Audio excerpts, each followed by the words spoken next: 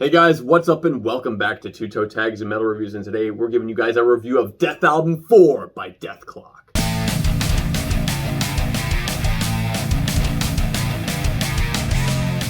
So this is our second Dethklok album review on our channel. We reviewed the Death album back in 2018 and it got 2 toe tags because it is a classic album. And I guess I'll start off by saying it still holds up today because throughout the week I listened to all 4 Death albums. Like, as I'm listening to Dethalbum 4, I'm thinking, okay, well, how does this compare to the other 3? So I literally went 1, 2, 3, 4 in order one day. Dethalbum, the first one still holds up as an amazing album. Like, agreed. It's one of those albums where you look at the track listing and you're like, oh my god, like great song after great song. Yeah. Dethalbum 2 felt like a development upon the foundation from the first Death album. Right. Dethalbum 3, they started introducing more melodic concepts throughout the music. Interesting. Dethalbum 4, though, kind of just feels like we made another album. It doesn't really feel like there's anything new that built off of everything else of the previous records. But that's not to say this is a bad record. I still enjoyed it, and it's still Dethklok. Like, it's not like this sounds like a different band. It's still Dethklok doing what they do. A big part of it, as weird as this is the lyrics.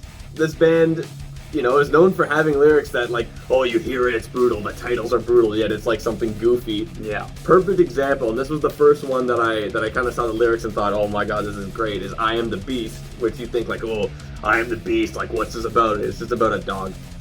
Like a family dog. It's a first-person perspective about a family dog. First person, it's so I thought it was about a werewolf or about like a demon or devil or something like that. And I checked the lyrics out, it's a dog. And that's part of the magic of this band. Like, it subverts that expectation. Oh, this is something brutal, and it's just something goofy. Yeah. Mutilation on a Saturday Night is another one I thought was pretty funny, because it's like, oh, mutilation, oh, what is it? And it's like these guys just like pulling pranks and like smashing mailboxes and just being just dickheads. Just vandalizing and shit. Yeah, which is pretty funny. And I will say those 2 songs are among my favorites on this record. Both of these songs are songs that kick ass the instant you hit play. Like, Mutilation on Saturday Night starts with that riff and you're thinking, oh, here we go. Like, this is 100% a moshing song. They're coming to town soon and we're going to go see them. I hope they play the song live. I mentioned that in my notes when I first listened to this album. I'm like, okay, I got to hear this song live. Yeah. Super duper kick-ass energy. Love it the entire time. The way that I Am the Beast starts with its like crunching riff is like, whoa, here we go. Like, the lyrics, like, I am raw, like right out of the gate. The first thing you hear is, I am raw. Yeah. It's awesome. It is really, really awesome. The other track on this album that stood out to me as awesome was Dead Face, and I think it's because it's the one that kind of like, it changes the pace the most. It's kind of like the break song, starts kind of slow, builds up, gets really powerful, ends with a bookend. Really, really like that one as well. And those are really like the highest points on the record for me. Otherwise, it just feels like a strong record, but like nothing like overly insane, outside of maybe a few moments here and there. I mentioned before on Satellite Bleeding, the solo and the tone of the guitar in the solo remind me of Meshuggah, but melodic, because Meshuggah is not really known for melodies, but if you listen to the guitar tone and aspects of the performance, it kind of sounds like something you'd hear out of Meshuggah, but it's done in a way that doesn't sound like a ripoff. You know, it feels like it's its own thing. It's a cool nod to that, and I noticed that, you know, with this band, like in Aortic Desecration, the bleed part. Yeah, you mentioned that too. You thought that sounded like Meshuggah a bit. Yeah, which, I mean, they're saying bleed over and over as they're doing that part. I think it's probably a reference. Yeah, there's like those like drum rolls like in between the bleeds, which are, I don't know. That was a really cool part though. Yeah, it is. It is. It's a really cool part. Aortic Desecration's a cool one, and that's a song that it's like the chorus is what kind of stays in your head with that riff, just like that keeps coming back in my mind. You know, it's something I would find myself humming throughout the week. It's a very Cannibal Corpse-y song as well, which I think we've mentioned that as well. It definitely has more of a Cannibal Corpse-y vibe, at least for me. Yeah, I could see that, and it also fits not only because just overall sound it kind of like, you know, death metal album, but it also helps that, I mean, Nathan is based on Corpse Grinder. Yeah. So it kind of works out. You can tell where the inspirations are. Exactly. Yeah. So yeah, I enjoyed this album through the week. I thought it was pretty fun listen. I can parrot what TV Fish said about Mutilation on a Saturday Night and I Am the Beast. Those are the two best tracks on the album, I agree. And I'll also agree on Deadface. This is a track that grew on me over the week. I feel like it has some really nice groove and bounce to it, even for a slower tempoed song. And I found that interesting. Usually, I just find it interesting that this song grew on me because it's not common for that to happen. Usually the cool down song is like, okay, I can deal with it, it's fine. But this one actually started piquing my interest a bit, which is a really positive thing. I'm gonna mention a few songs kind of in a clump here. Poisoned by Food, Bloodbath, Horse of Fire, Satellite Bleeding, SOS, and maybe Mermaider 3. Those songs all kind of just came and went for me. I was really struggling to really get into these songs, especially Mermaider 3, which is disappointing because I mentioned this last week, is the track I was looking forward to the most, you know, the trilogy of Mermaider. Speaking on that, I feel like it just doesn't fit the trilogy that much because if you listen to Mermaider 1 and 2, like Mermaider 1, instant classic, just awesome song. Mermaider 2 uses a lot of the same riffs and motifs and ideas and stuff that the first one does, but expands on it. It's almost like an upgrade. This one has some of it, like it has the check kind of parts. Yeah. It uses some of the riffing-ish, but it's like too watered down. It's too far gone from the other two. Was that pun intended? It was not pun intended. It's watered down. I mean, it makes sense if you're a Mermaider. Yeah, but it's too like the other two feel like they're this close together, like partners, and then this one feels like it's out here somewhere, right? Just out in the wilderness, just kind of trying to connect to the other two, but not quite doing it. So I wish it was a little bit more intertwined with the other two. Wish there was more connections in a way. It's not a bad song. It just doesn't hit like the first two do. The first two have this crunch to them, this like meanness to them, this menacingness to them that really is appealing, and this one didn't have that for me. I feel like musically that song is the logical conclusion to the trilogy because I found like after listening to all 4 albums in a row is when it really kind of hit me like, okay, they're taking parts of the first 2 Mermaiders and they're referencing them there, but not super directly. Like they'll be playing a rhythm where you kind of have to imply the part that it's referencing as opposed to kind of showing it to you. Even the check part, they do say the check stuff, but that's like at the end and it's not as direct. There's a couple in the middle, I think, but it's like he says it repeatedly at the end. Yeah, and it's not as direct. Yeah, it's more subtle. It's a lot more subtle, and it kind of feels like it makes sense in the regards that it's kind of a recap of what you've already heard from the other Mermaider songs, as opposed to developing it. I feel like if there were to be a Mermaider 4, this song wouldn't sound like this. It feels like this is meant to be the conclusion for the trilogy because of it being like, okay, here's everything, and here it goes. That's the end of Mermaider. Yeah, I can accept that. Now, you know, I kind of felt a little bit similar to you in terms of maybe not these songs like all specifically, but I did find a lot of songs kind of coming and going, and that kind of plays into why I said this album just feels like they released just another album, because songs were like there and I enjoyed them when I heard them, but only like those 3 were the ones that really stood out as like, wow, these are great tracks.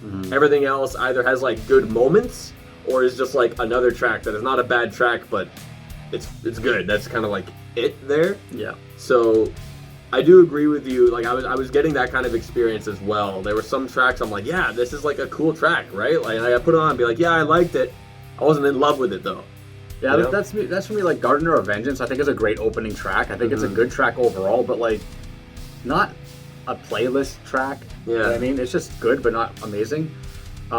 Tracks like Horse of Fire, I really tried to like this track, but I think there's a missed opportunity here. They should have called it Fire Horse, and it should have been a follow-up to Thunder Horse. Like, I think that would have been much more appealing because Thunder Horse is essentially an instrumental with just the lyrics Thunder Horse just kind of repeatedly over top, which I think is badass. I love that. It's cool.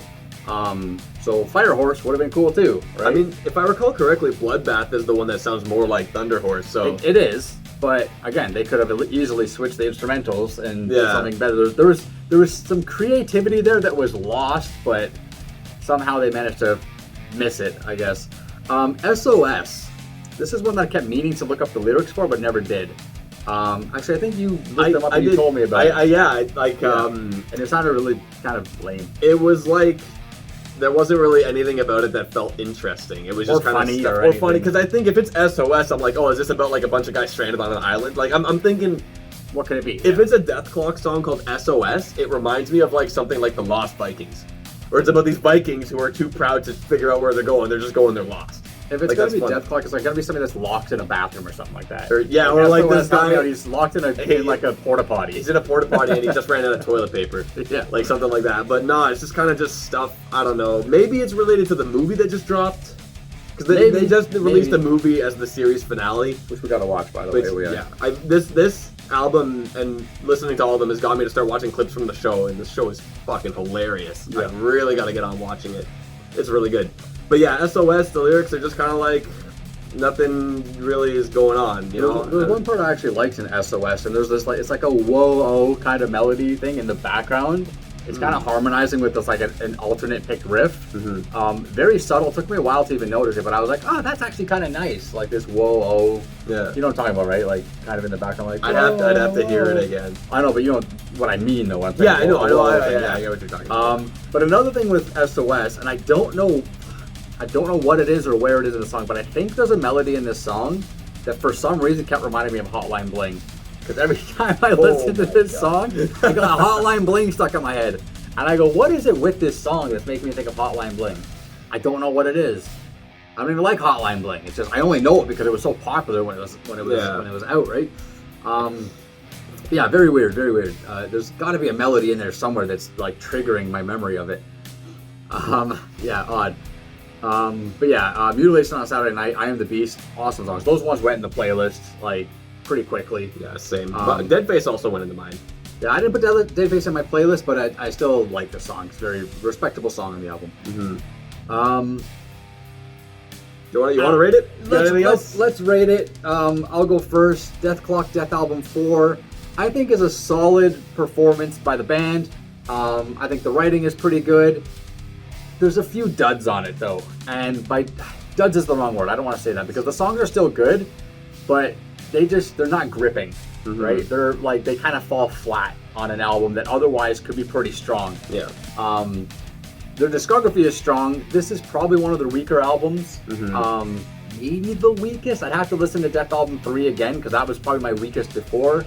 So they might be on a bit of a downslope for me. Anyways, I'm blabbing a little bit. I'm going to give this a 7 because I do think it's a strong album. It's a fun album. It's enjoyable. It's got some really good highlight tracks, but there's just too much of it that's just not quite hitting the mark for me. So it's not Toe Tags territory, but a solid 7. Yeah, I'm in a similar boat to Vile Self. I think this album is a solid album, strong. It's got some really high points that is the Dethklok we know and love. But another thing I'd like to mention about it is that it's better than your average death metal album. You know, is it? Yeah. I would say so because even the songs that are the ones that kind of come and go are still good, got great energy. So the fact that you have a bunch of good tracks and a few great tracks, your kind of average death metal album is going to have like, it's just going to kind of be like good the whole way through. This feels like there's more spikes in the enjoyment factor. At least that's what I found. What about your average melodic death metal album? Because this is very melodic, so if you go with just death metal, I can see your point, because this has a lot more character than death metal. But if you say melodic death metal, well then you're kind of... You're kind of like playing with genres at that point. You are, yeah. You know, you compare this to a band like, I don't know, In Flames, I feel like that might be a little bit too different. I feel like this is more closer to like straightforward death metal than focusing on melodies. I would disagree, but yeah. But I mean, it's song for song too. Yeah. Sometimes it's track for track. Sometimes some tracks are more like just death metal, and some tracks are more melodic. It's just how they go. That's true. Either way, I do think it's a strong album. I'm going to match your score of a 7 because it's not a toe tag level album based on the fact that there were songs that kind of just came and went, but there are still a lot of strong tracks. It's overall a strong album and still worth listening to, and perhaps, you know, when you guys listen to it, you'll find tracks in there that stand out to you other than the ones that already stood out to us. You know, like it's overall strong record and deserving of a 7. So a strong score. Anyway, guys, double 7 from us for Dethalbum 4, and that is all we got for you guys today. So remember to like the video if you liked it. Tell us in the comments below, what is your favorite Death album out of the 4? 1, 2, 3, 4. Let us know what you think, and subscribe if you guys are new to the channel. I'm TV Fish. Count by yourself. Keep the horns up.